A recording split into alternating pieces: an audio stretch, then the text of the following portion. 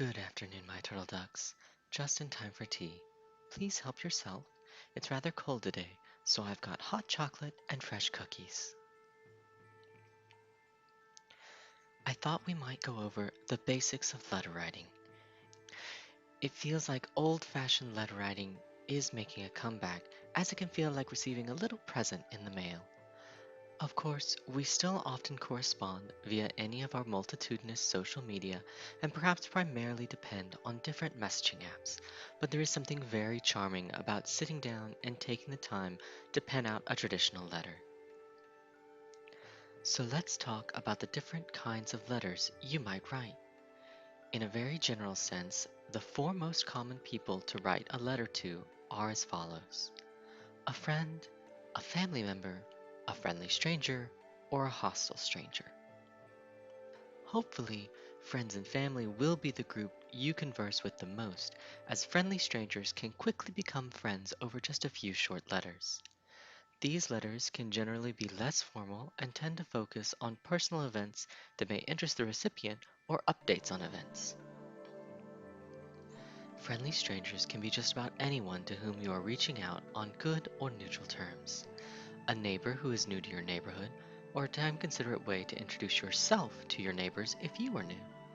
Pen pals with whom you are not already acquainted fall into this category as well. Any person you are reaching out to for first contact. As such, the formality of your letter may vary widely depending entirely on the intended recipient. A much different level of formality should be used between one's neighbor and a potential employer or state official. Hopefully, your least used category will be the hostile stranger. This would be cases where you may need to have a slightly aggressive or demanding tone, such as demanding change from one's representatives or reaching out to a company when they or their affiliates have wronged or ignored you, such as an insurance company. These letters should almost always be extremely professional and formal in nature. Under no circumstances should you threaten or use abusive language in these letters. You should only ever state the facts as you understand them. For any legal issues, I strongly suggest consulting a lawyer and perhaps letting them write on your behalf. Remember, threats and abuse will render your letter little more than evidence. You must construct a compelling argument using civil language. As for the content of the letter itself, there are four which you are most likely to find yourself writing: friendly letters, worrying letters, dangerous letters, and professional letters. Friendly letters are just as they sound, letters intended to spark introduction and pleasant conversation. Hopefully, the majority of the letters you write will be friendly letters, as they are the most fun to write and the most pleasant to receive. Worrying letters are any letters that may contain unpleasant news or express explicit concerns. Please begin worrying letters with a succinct summary of the most important information. If someone has been injured, state the nature and extent of the injury. Only then follow with the circumstances and what, if anything, the recipient can do. Property damage, tragic local events, and national disasters should also follow this formula. Do not leave your readers skimming for the worst of it. Tell them up front, and only then give them the details. Dangerous letters are any letter in which legal action may be a present or following step. I never suggest penning a dangerous letter without consulting someone well versed in your region's laws to ensure you do not make a statement that is not true or unenforceable. These letters can be quite touchy and can easily get you into trouble if not crafted carefully and hopefully only as a last resort. Particularly with friends, family, and neighbors, it is advisable to start diplomatically if doing so does not put you in harm's way. Just remember that legal issues can be quite expensive. If an issue can be cleared via conversation and a mediator, I suggest that method. Just remember to record everything that occurs should the diplomatic solution fail. Professional letters will be ones sent to potential employers, schools, colleagues, and other situations where a level of politic and formality is expected. These can include cover letters, intra-company letters, and requests for reference. Well, with that covered, let's dip into the construction of a letter. All letters should contain an introduction.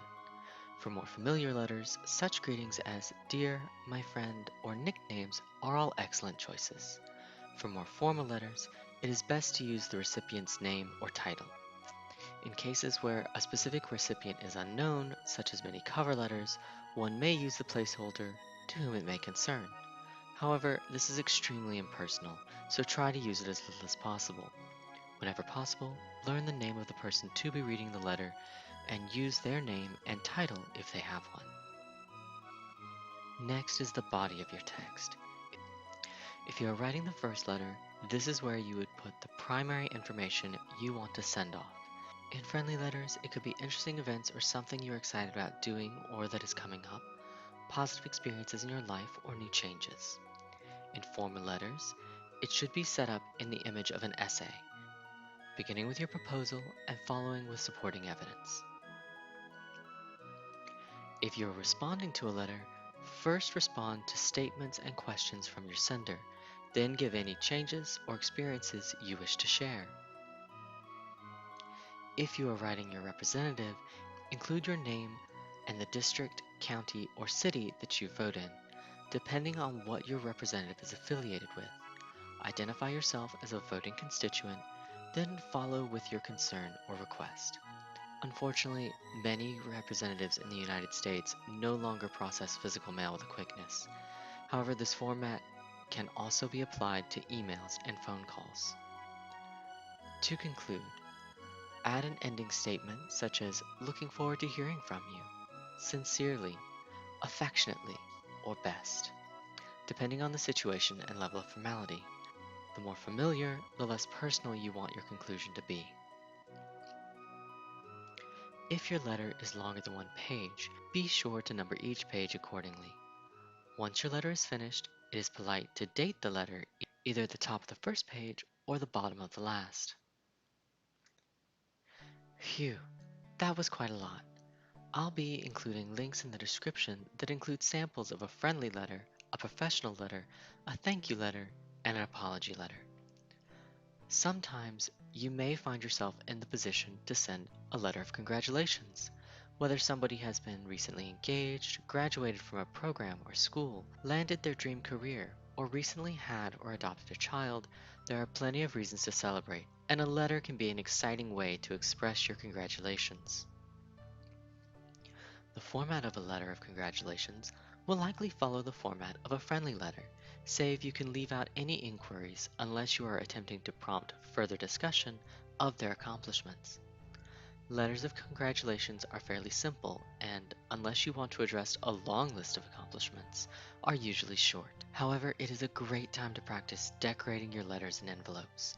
You can also include fun things like glitter or paper confetti if your recipient might enjoy such surprises. Let's move on to something a little bit more somber but equally important, an apology letter. Letters can be a fantastic way to apologize as it does not require a response. Remember, apologies are for the person who was wronged, not the person apologizing. Your acknowledgement of wrongdoing does not entitle you to forgiveness. The point is to show you are remorseful and recognize what you did was harmful in some way. Public apologies can leave the other person feeling pressured to forgive you, even if they don't want to. If a public apology is requested or appropriate, such as in cases where the offense was performed in an extremely public way, a letter is not sufficient. However, in most cases, a private apology where there is no pressure to forgive is preferable. One should start with the apology letter much the same as any other. Address the recipient appropriately. If the recipient is a friend or close acquaintance, an informal address is fine. If you are on less casual terms, it is better to stick to honorifics and more general greetings such as good morning, afternoon, or evening. Within the first couple of sentences, you should at least begin to address what you believe was your wrongdoing. Do not place blame or attempt to explain yourself, merely state what you believe happened and why it was incorrect. Next, you should outline what steps you plan to take to prevent the offense from reoccurring, whether that be an active stance such as learning a skill or practicing better safety protocols, or more passive, doing research to ensure you are knowledgeable enough not to cause further offense. Finally, concluding the letter. I find conclusions for apologies to be the most difficult, but I prefer to end with well wishes to my addressee, such as, "Please take care of yourself." Then simply sign, number your pages if necessary, and date. You can also apologize via phone calls, but as I absolutely loathe phone calls, I am not an appropriate guide for the best method of apologizing over the phone. Feel free to post in the comments what situations you believe are best for apologizing via phone and what you think is the most polite way to carry that conversation out. Along with apology letters, you may occasionally find yourself with the desire to send a letter of condolence.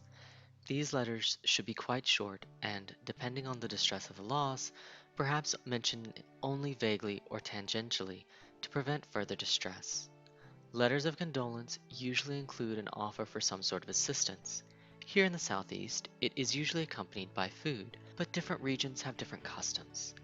Do whatever is within your means, both financially and emotionally. Unfortunately, the most common need for condolence is the loss of a loved one. In this case, the person you are addressing may need assistance sorting the deceased's belongings, calling to make arrangements for funerals and wakes, for catering, or for general coordination. Or they may just need someone to sit quietly with them as they grieve. There are plenty of necessities that do not always get considered until the problem arises, so don't be afraid to offer something as simple yet important as time. Well, let's end on something a little lighter. The final sort of letter you might send isn't really a letter at all, but a card. Greeting cards have become fairly common and easy to find. You can find a wealth of styles, artistic designs, and embellishments. They make greeting cards for just about any occasion, and there are several websites where you can customize greeting cards for anything you want. Now, just because there's a funny quip within the card or a lovely imagery, don't simply slide it into the envelope and consider your part done. It doesn't have to be long, but there should at least be one sentence greeting on the inside, such as, "Thinking of you," or "This reminded me of," and your signature. Otherwise, it can leave the card feeling a bit like you forgot something or didn't really want to send it in the first place. The whole point is to spark joy, so don't forget to add the personal touch. Well, I think that's all I have time for today. I should get back to work. Thank you for joining me. Until next time, be kind, my turtle ducks, to others and to yourselves.